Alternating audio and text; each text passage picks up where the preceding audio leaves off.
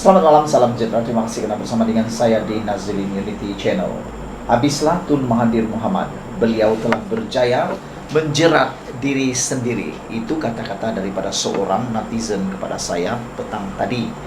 Mereka kata tindakan Tun Mahathir Mohamad menyaman Anwar Ibrahim di mahkamah adalah satu tindakan yang salah dan telah menjerat diri beliau sendiri.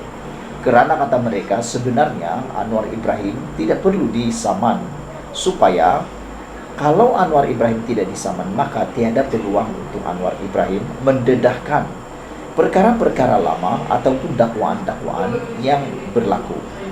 Apabila Anwar Ibrahim mendedahkan tentang kekayaan dan sebagainya yang melibatkan Mahathir Mohamad, itu hanya sekadar dakwaan biasa-biasa, sekiranya tidak dibawa ke mahkamah.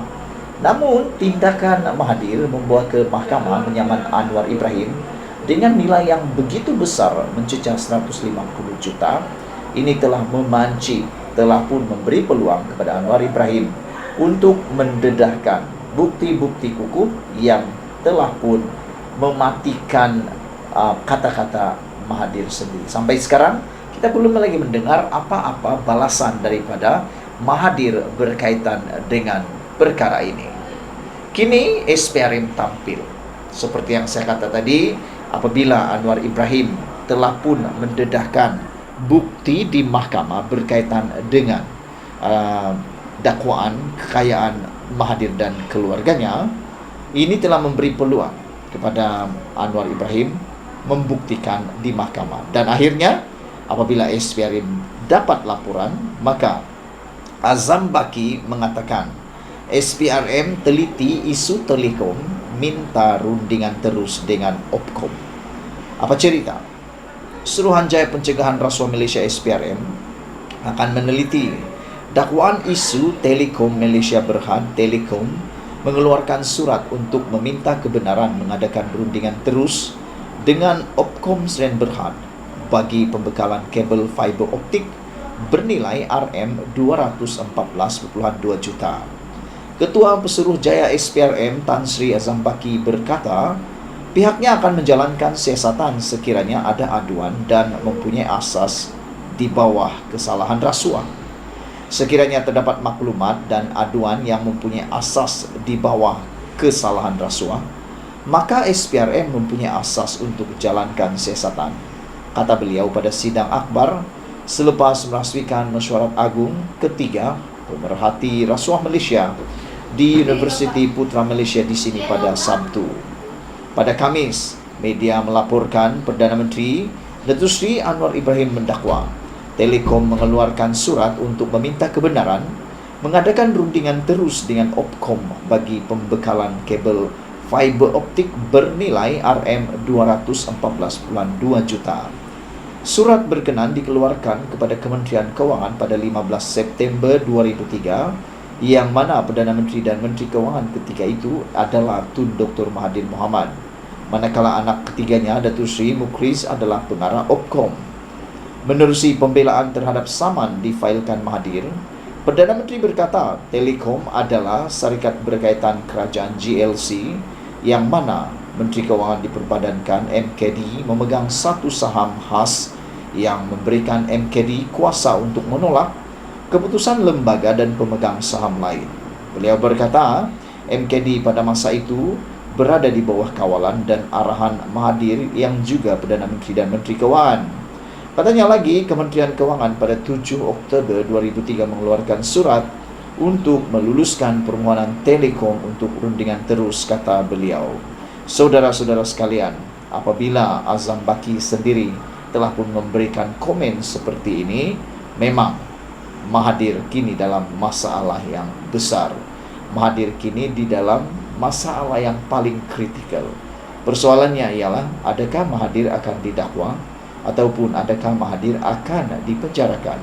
Memandangkan beliau telah berusia 98 tahun pada waktu ini, adakah beliau akan mendapat hukuman kalau betul dia bersalah? Atau adakah benar Mahathir adalah orang yang tak bersalah? Saudara, tinggalkan komen Anda, tekan butang subscribe, share video ini Kita jumpa lagi untuk ulasan selepas ini. Selamat malam, salam sejahtera. Terima kasih karena bersama dengan saya di Nazilin Unity Channel. Petang ini saya dikejutkan dengan satu persoalan daripada rakan penganalisis politik. Beliau tanya, betulkah Khairi Jamaluddin sudah masuk bersama dengan Anwar Ibrahim? Mereka bertanya kepada saya melalui beberapa soalan. Mereka tanya, betulkah Khairi Jamaluddin telah berjaya dipancing oleh Anwar Ibrahim? Yang lebih membuatkan saya tak dapat menjawab, terbisu sekejap apabila mereka tanya, betulkah Khairi Jamaluddin akan menyertai parti PKR? Itu pertama. Yang kedua, adakah Khairi Jamaluddin akan membuat parti dan akan menyertai kerajaan perpaduan, kata mereka? Dan adakah Khairi Jamaluddin akan umumkan berita paling maha dahsyat dan maha malang kepada Muhyiddin Yassin apabila beliau tidak akan menyertai parti Bersatu, seterusnya menyertai parti Gabungan Perikatan Nasional? Semua itu timbul gara-gara satu laporan dalam media dipetik dari Malaysia Kini, yaitu apabila Anwar dan KJ benar-benar disahkan bersama dalam satu mesyuarat berkaitan dengan membincangkan ekonomi dan hala tuju ekonomi Malaysia. Ini semua apabila Anwar Ibrahim telah mengumpulkan pakar ekonomi dan berjumpa dengan KJ. Timbul satu lagi persoalan daripada seorang penganalisis politik, penulis blog yang terkenal, Sabudin Husin. Beliau bertanya, sejak bila Khairi Jamaluddin jadi pakar ekonomi? Itu sebabnya mereka tanya, kalau Khairi Jamaluddin bukan pakar ekonomi, Khairi Jamaluddin hanya mungkin pakar dari segi Menteri Kesehatan, sejak bila pula Khairi Jamaluddin berjaya dipanggil untuk menjadi pakar ekonomi? Itu soalan mereka. Daripada itulah mereka mula tanya, mungkinkah sebenarnya itu hanya satu langkah isyarat baru daripada Khairi Jamaluddin dan Anwar Ibrahim bahawa mereka akan mula bekerja sama? Saya fikir itu bukan satu perkara yang mustahil, dan saya kalau ditanya setuju atau dengan perkara itu, saya sangat setuju. Saya menyokong kalau benar-benar Khairi Jamaluddin bersama dengan Anwar Ibrahim, kerana tiada seorang pun antara kita semua yang mungkin berani mengatakan Khairi Jamaluddin tidak berpotensi.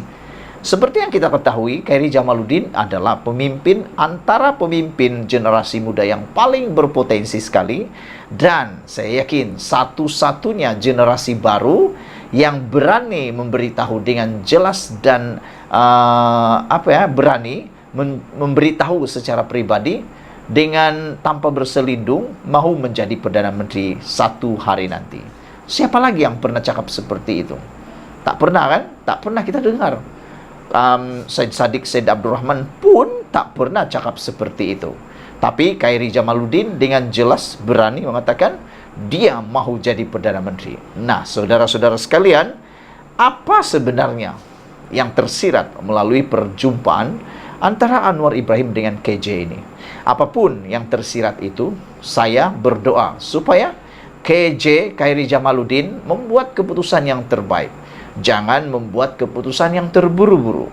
Satu keputusan yang terbaik apabila Khairi Jamaluddin mengatakan lebih baik beliau membuat parti baru daripada menyertai parti yang sedia ada, terutamanya parti-parti yang sudah pun terpalit dengan pelbagai masalah, termasuk kluster mahkamah. Khairi Jamaluddin kata kalau dia menubuhkan parti baru, dia tak perlu ikut syarat orang. Betul lah Tuhan.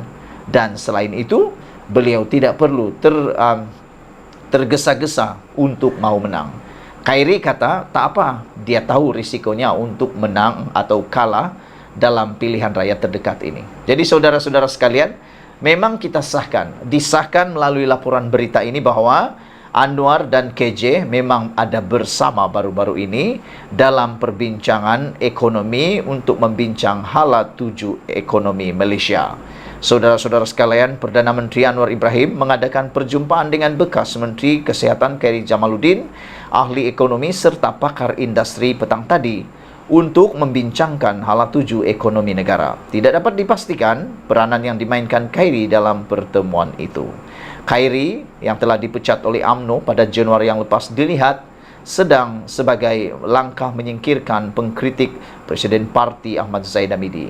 Naib Presiden UMNO Johari Ghani yang sebelum ini menjadi Menteri Kewangan II semasa pentadbiran bekas Perdana Menteri Najib Razak turut hadir. Sekian dulu untuk kali ini. Jangan lupa tinggalkan komen anda untuk isu kali ini. Share video ini dan ikuti terus ulasan selepas ini.